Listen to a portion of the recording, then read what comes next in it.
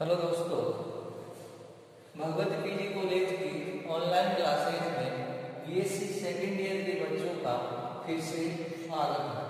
आज हम unit second start करने जा रहे हैं और उस यूनिट सेकेंड के अंतर्गत हमारा सबसे पहले ही जो टॉपिक है उस टॉपिक का नाम है सामान्य लक्षण एंड वर्गीकरण। किसका? संघ मोलस्क का। जो हमारे आर्थ्रोपोडा के बाद में अगर जो हम संघ की बात करते हैं हमारे सिलेबस के अंतर्गत है तो वो आता है मोलस्क का। अब मोलस्क का जो शब्द है, इस मोलस्क के हम शब्द के बारे में समझेंगे। ये मोलस्क का इसका सामान्य अगर हम अर्थ निकालते हैं, मोलस्क का अर्थ है कोमल होता है। क्या होता है बेटा? कोमल। कहने का मतलब क्या हुआ?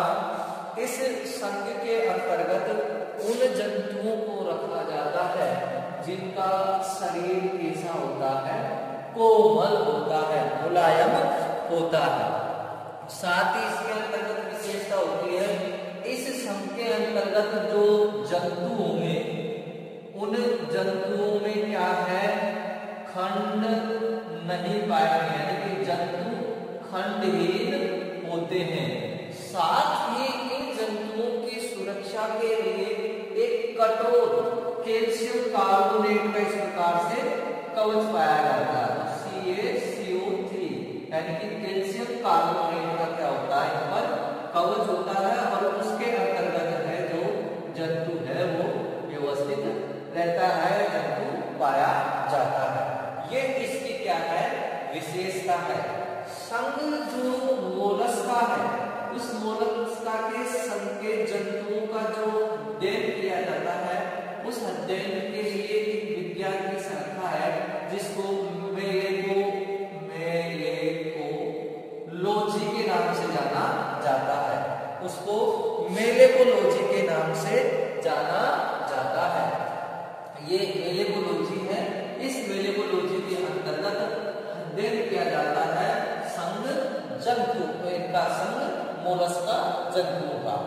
अगर मोलस्का जंतुओं के अंतर्गत जो कवच पाया जाता है और उस कवच का हमको अध्ययन किया करना है तो उस अध्ययन पूरा हमको एक विज्ञान की शाखा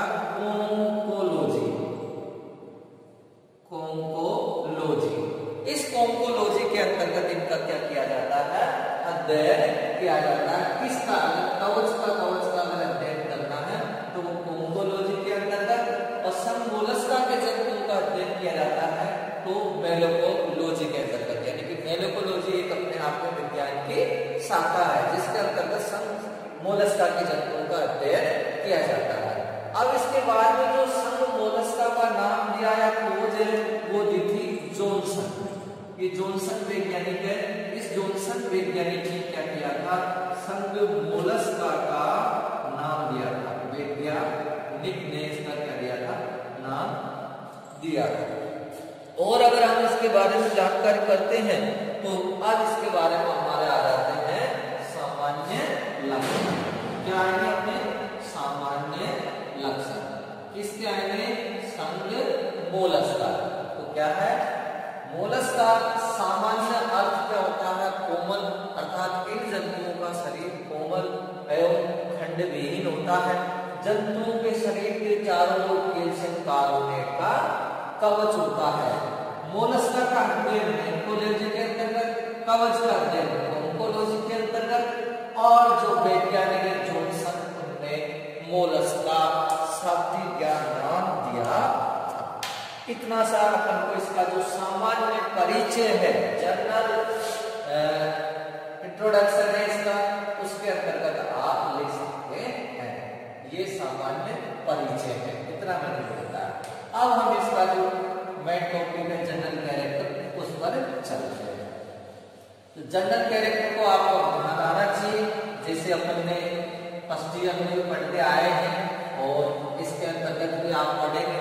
इस प्रकार से ये आपके यहाँ पर सामान्य लक्षण, वो सामान्य लक्षणों के अंतर्गत अपन इसके एक एक लक्षण को कैसे कैसे पढ़ते जाते हैं।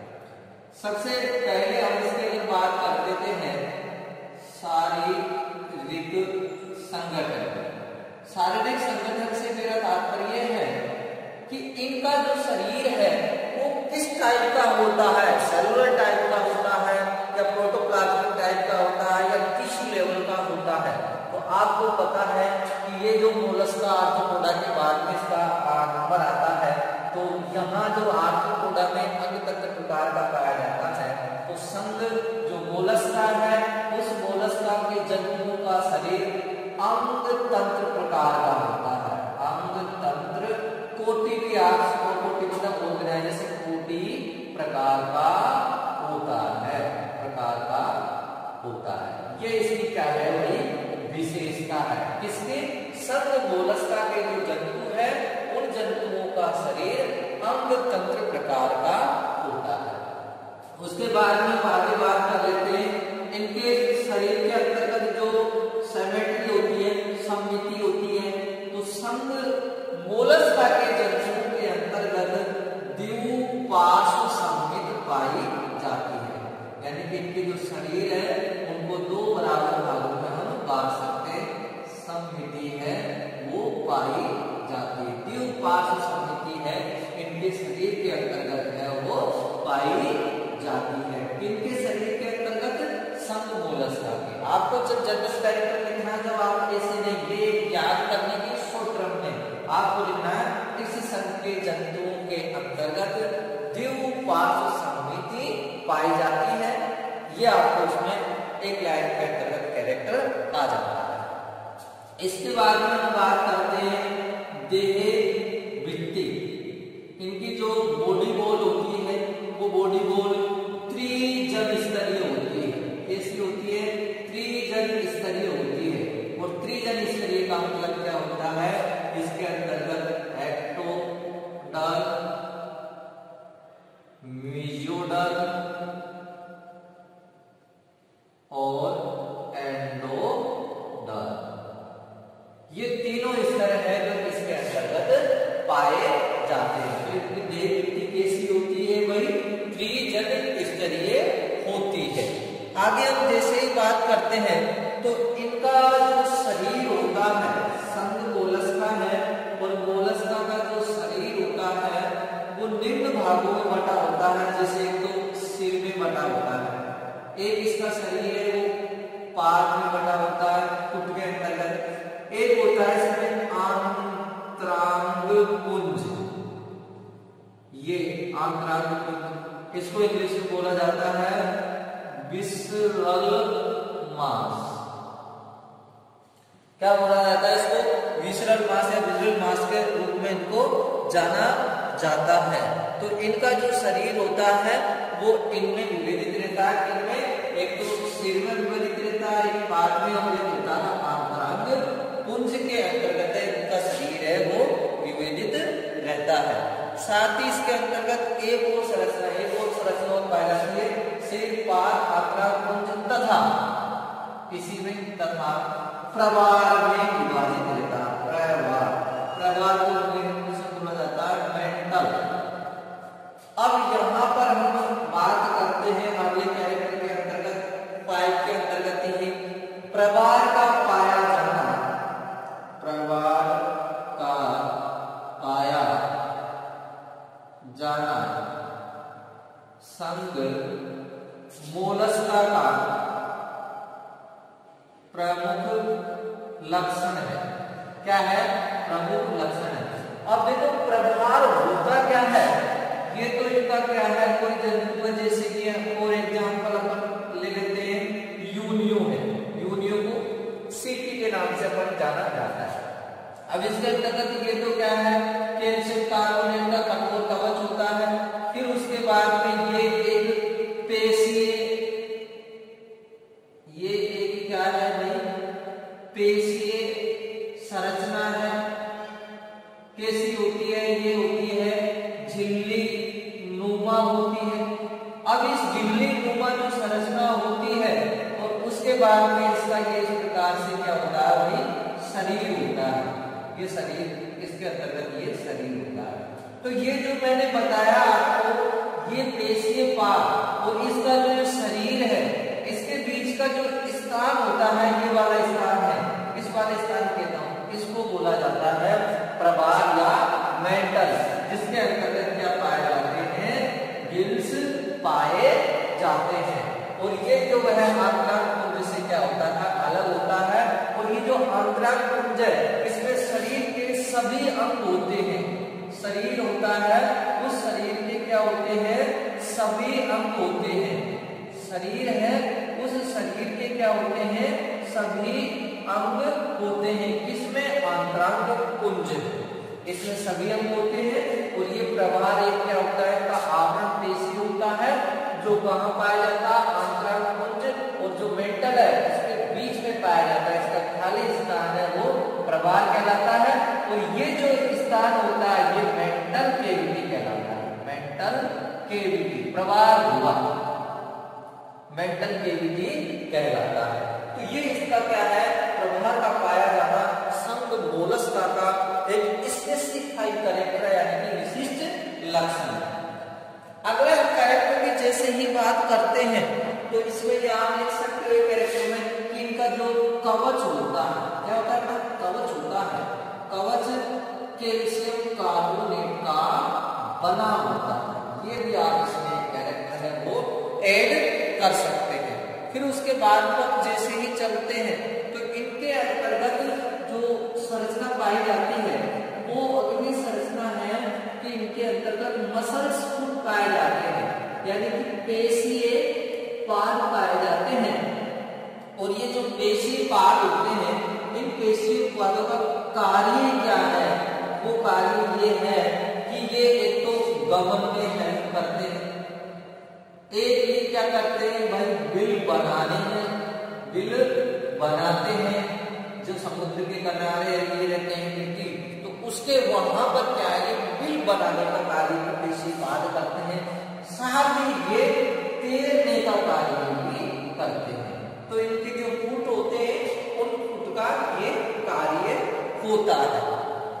आगे हम जैसे ही चलते हैं तो इसका अगला कैरेक्टर होता है इसमें पाचन। और जो पाचन होता है वो पाचन इसमें सुविकसित प्रकार का होता है, सुविकसित प्रकार का होता है। पाचन है वो सुविकसित प्रकार का होता है, सुविकसित प्रकार का होता है। सुविकसित से मेरा तात्पर्य है इनके अंतर्गत एलिमेंट्री कैनाल होती है, वो माउथ से एनस तक पाई जाती है, माउथ टू एनस, गुदा तक वो पाई जाती है। साथ ही में इसके विशेष कैरेक्टर भी पाया जाता है, इसकी कुछ जातियां होती हैं उनमें ही पाया जाता है। इनका जो मुखांग होता है, मुखांग या मुख गुहा जिसे हम बोलते हैं, जिसमें छोटे छोटे आरीनुमा दांत स्ट्रक्चर पाई जाती है, जिसे रेतनांग के नाम से जाना जाता है और इंग्लिश में इसे रेडुला कहते हैं, रेडुला। तो ये क्या करते हैं, रेतनांग मिट्टी को पीसने का कार्य करते हैं, जो कि मोलस्का के अंतर्गत जो स्पीशीज पायला यानी घोंगा है उसमें देखने को ये मिलते हैं। मैं नेक्स्ट कैरेक्टर की जैसे ही बात कर लेता हूं तो इनमें ब्लड सर्कुलेटरी जो सिस्टम होता है, ब्लड सर्कुलेटरी जो सिस्टम होता है वो सिस्टम ओपन टाइप का होता है, खुले प्रकार का होता है, ओपन टाइप का होता है। कैसा होता है, ब्लड सर्कुलेटरी जो सिस्टम होता है वो ओपन टाइप का होता है, यानी कि खुले प्रकार का जो रक्त परिसंचरण तंत्र है वो पाया जाता है।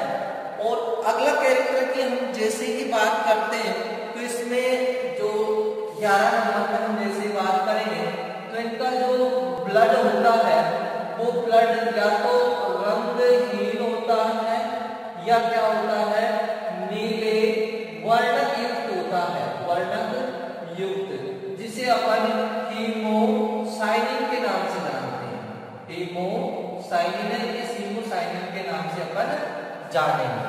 अगले कैरेक्टर की जैसे ही बात करते हैं तो इनमें जो श्वसन है वो श्वसन कैसे पाए जाते हैं, या तो त्वचा के द्वारा या गिल्स के द्वारा या फिर फुफ्फुसों के द्वारा। ये क्या करते हैं, श्वसन की जो प्रक्रिया है उसको क्या करते हैं, कंप्लीट करते हैं। किन किन के द्वारा करते हैं, या तो त्वचा के द्वारा करेंगे या गिल्स के द्वारा करेंगे या है वो फुफ्फुसों के द्वारा करते हैं। अगले हम कैरेक्टर की जैसे ही बात करते हैं तो इनके अंतर्गत जो संवेदान होते हैं, संवेदान यानी कि इनकी जो सूचनाएं मिलती है वो या तो इनके अंतर्गत नेत्र पाए जाते हैं, और जो नेत्र होते हैं वो कंपाउंड आइज के अंतर्गत होते हैं, और साथ ही में संवेदान में एक पाई जाती है इसमें संतुलन कुटी। क्या पाई जाती है, संतुलन कुटिका, जिसे अपन किसके नाम से जानते हैं, स्टेटोसिस्ट के नाम से जानते हैं, जो हमने किसके अंतर्गत पढ़ी थी, प्राण के अंतर्गत पढ़ी थी। ये इस प्रकार से पढ़ी थी, नहीं पढ़ी थी ये। और यहाँ पर क्या पाया जाता है, इसमें इसकी जो स्ट्रक्चर है उसमें बीच में पाए जाते थे पार्टिकल्स, किसके, सैंड, मिट्टी के पार्टिकल्स पाए जाते थे। जैसे जैसे अम्लीय की स्थिति में होती है तो यहाँ पर जो सूख पाए जाते थे उनसे सूचनाएं अटल चौपल तंत्रिका के द्वारा मस्तिष्क को जाती थी, जिससे वो क्या है, बैलेंसिंग की स्थिति में आ जाता है। इसी प्रकार से इनमें भी संतुलन कुटिका पाई जाती है। एक इनके संतुलन के लिए पाई जाती है जलेशिका, जलेशिका, जिसे ऑस्टेरिडियम के नाम से जाना जाता है, ऑस्टेरिडियम। इस ऑस्टेरिडियम या जलेशिका भी क्या करती है, इनके संवेदनान का कार्य करती है। ये जलाशिका पाइला यानी भूभा के अंतर्गत पाई जाती है, जो एक दोस्तों बैलेंसिंग का कार्य करेगी। साथ ही जो वाटर होता है उस वाटर का केमिकल टेस्ट करती है, केमिकल टेस्ट करती है। केमिकल टेस्ट से मतलब उस पानी का रासायनिक या रसायन होता है उसको क्या करती है, टेस्ट करती है, जिससे यानी कि वो अम्लीय है या क्षारीय है या कैसा है उसको भी टेस्ट करने का जो ये कार्य है इसके द्वारा है किया जाता है। साथ ही हम अगर 14 नंबर के कैरेक्टर की हम बात करते हैं तो ये क्या होते हैं, एक लिंगी होते हैं, यानी कि मेल और फीमेल है वो अलग अलग वो पाए जाते हैं, एक लिंगी होते हैं। और 15वें हम अगर कैरेक्टर की बात करें तो इनके अंतर्गत जो परिवर्तन होता है वो परिवर्तन डायरेक्ट व डायरेक्ट प्रकार का होता है, यानी कि प्रत्यक्ष व अप्रत्यक्ष प्रकार का होता है, अप्रत्यक्ष प्रकार का होता है। ये इनके अंतर्गत है। विशेष मैंने जो कैरेक्टर बताए हैं वो है, आप इसके अलावा भी अपनी जो बुक है पढ़ने का जो भी माध्यम है उनसे और भी सरल और विशिष्ट जो कैरेक्टर है वो भी आप इसमें ऐड कर सकते हैं। और इसके अंतर्गत और भी अभी तो अपने सिलोम ने बताई, इसमें जो ध्रुव हुआ होती है वो साइजोसिलोम प्रकार की होती है। और इसके अंतर्गत बहुत सारे जो कैरेक्टर हैं वो आप इसमें देख सकते हैं, वह और भी आप ऐड कर सकते हैं। परंतु ये जो मैंने कैरेक्टर बताए हैं जो बिल्कुल क्या है, सिंपल है, और अपन इसको क्या कर सकते हैं, याद कर सकते हैं। तो इस प्रकार से हमारे इसके जो कैरेक्टर है वो क्या होते हैं भाई, कंप्लीट होते हैं। एक बार रिमाइंडर में कोई दिक्कत नहीं आएगी, कोई सी भी कैरेक्टर के अंतर्गत बहुत ही सीधे सीधे में लिखा है। ये देखो सीरीज के अंतर्गत पाद, ये पेशी पाद होता है, गमन और आंत्र यानी कि विजरल मास है जिसमें शरीर के सभी अंग है वो पाए जाते हैं। कैल्शियम कार्बोनेट का कवच होता है, पाचन, रेतना, ये दांत की जैसी स्ट्रक्चर होती है, ब्लड सर्कुलेटरी सिस्टम है इसमें ओपन टाइप का, और इसमें कॉपर पाया जाता है जिसके कारण इसका रंग कैसा हो जाता है, नीला, हीमोसाइनिन हो जाता है। श्वसन ये त्वचा के द्वारा भी करते हैं, गिल्स या फुफ्फुसों के द्वारा भी करते हैं, और संवेदन में इसमें नेत्र, संतुलन कोटिका नेत्र पाए जाते हैं, एक संतुलन कोटिका पाई जाती है और एक इसके अंतर्गत जलेशिका एवं एक और लिख सकते हैं टेंटिकल्स इस स्पर्शक पाए जाते हैं। ये हमारे इसके क्या हुए बेटा, कैरेक्टर हुए। अब हम इसका करते हैं क्लासिफिकेशन। क्लासिफिकेशन की हम जैसे ही बात करते हैं तो संघ मोलस्का को 6 वर्गों के अंतर्गत है डिवाइड कर रखा है और उनमें से 6 में से 2 वर्गों की ही क्या है, उप क्लास है। तो जैसे ही हम उनकी बात करते हैं तो कर लेते हैं सबसे पहले क्लासिफिकेशन। ओह मोलस्का कैसे,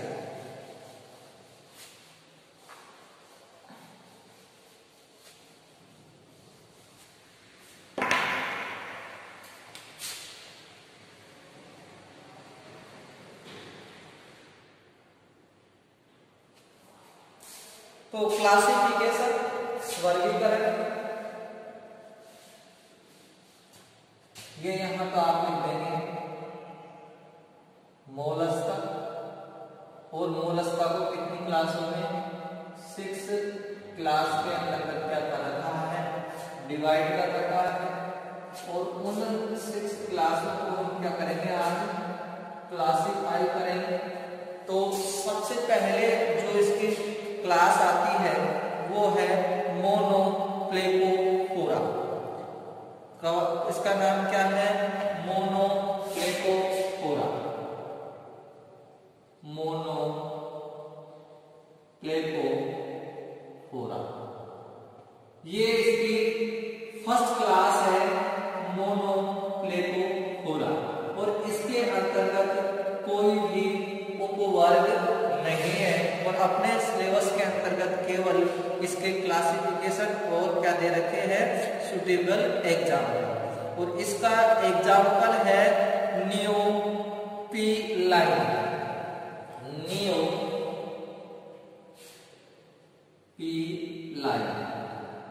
ये इसके अंतर्गत आता है जो कि पूर्ण जीवित एक जीवाश्म के रूप में स्पीशीज है नियोपिलाइन। ये इसका फर्स्ट क्या है, क्लास है मोनोप्लेकोफोरा। सेकंड क्लास के अंतर्गत हम जैसे ही आते हैं तो वो है एम्फीन्यूरा। क्लास का क्या नाम है भाई, एम्फीन्यूरा।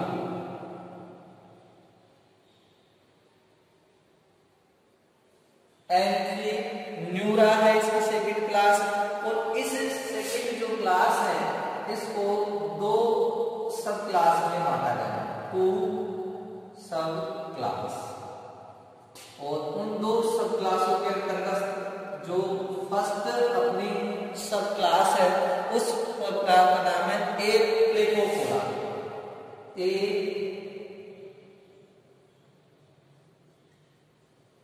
एप्लेकोफोरा। दूसरी जो क्लास है उस दूसरी क्लास का नाम है पोलीप्लेकोफोरा। क्या है, एक प्लेकोफोरा और दूसरी का नाम क्या है, पोलीप्लेकोफोरा। अब हम इनके बात कर लेते हैं कि इनके अंतर्गत क्या आता है, कौन सा आता है। एक तो इसके अंतर्गत आता है नियोमेनिया। एक प्लेकोफोरा का उदाहरण है नियोमेनिया। और एक इसके अंतर्गत है कीटोडर्मा।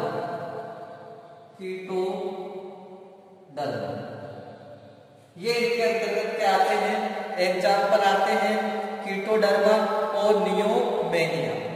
दूसरे की हम जैसे ही बात करते हैं तो इसके अंतर्गत आता है कीटोप्लूरा।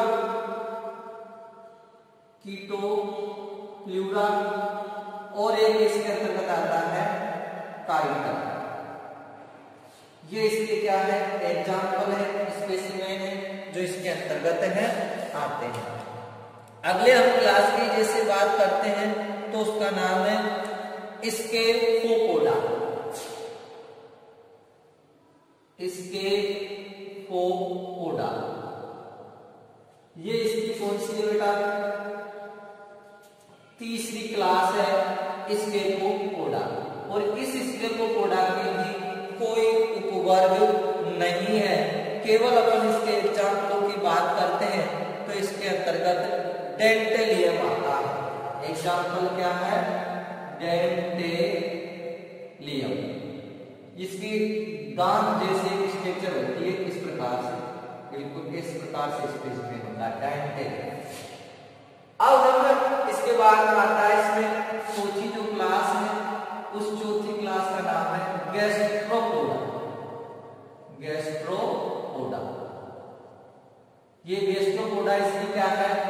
फोर्थ क्लास है। किसकी? फाइलम मोलस्का की। और जो गैस्ट्रोपोडा है उसको चार क्या नाम से, तीन उपवर्गों में बांटा गया है। सॉरी, तीन सब क्लास है।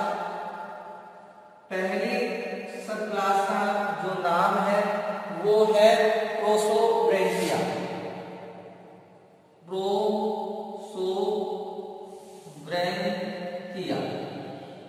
दूसरी है ओपिस्थोब्रैंकिया। ओपिस्थोब्रैंकिया, ब्रैंकिया, ओपिस्थोब्रैंकिया है। और दूसरी है इसके अंतर्गत पल्मोनेटा। थर्ड क्या है? पल्मोनेटा। ये तीन सब क्लास के अंतर्गत है गैस्ट्रोपोडा को है वो बांटा गया है। उसके बाद में आती है इसमें प्लेकोपोडा। पांचवी जो क्लास है वो 5 क्लास का नाम है प्लेकोपोडा। प्लेकोपोडा है। इस जो प्लेकोपोडा है उसको भी कोई सब क्लास के अंतर्गत नहीं बांटा गया है। और लास्ट इसकी है सिफेलोपोडा।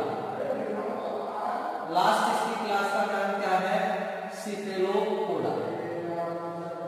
ये यहाँ और ये है सिफेलोपोडा। ये 6 क्लास इसकी इस प्रकार से होती है। और इनके अगर हम एग्जाम्पलों की बात करते हैं तो एग्जाम्पल भी हम इनके लिख लेते हैं। प्रोसोब्रैंकिया का और ओपिस्थोब्रैंकिया का।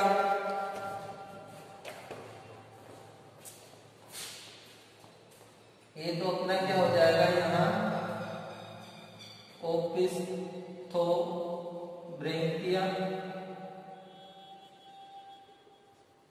और यहाँ आपके हो जाएगा तीसरा पल्मोनेटा।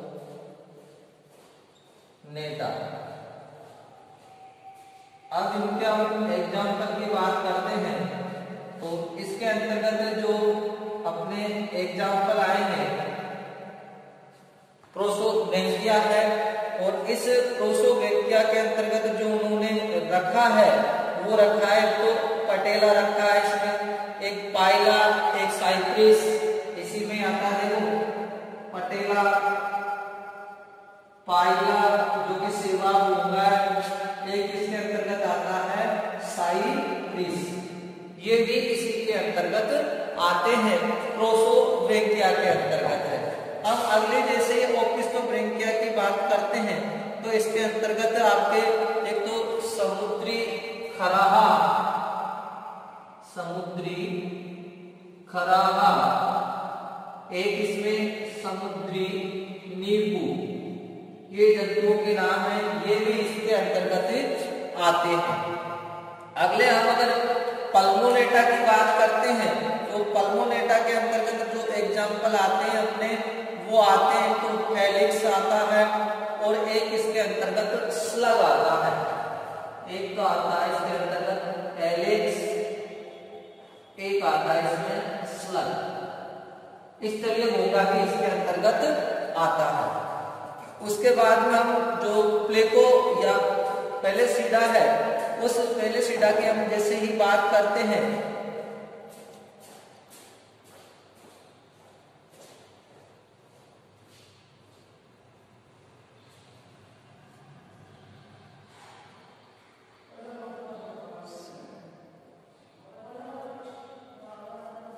प्लेसिपोडा है, CY प्लेसिपोडा है।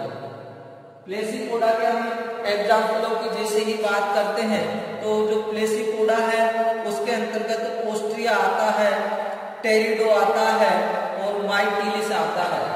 ऑस्ट्रियो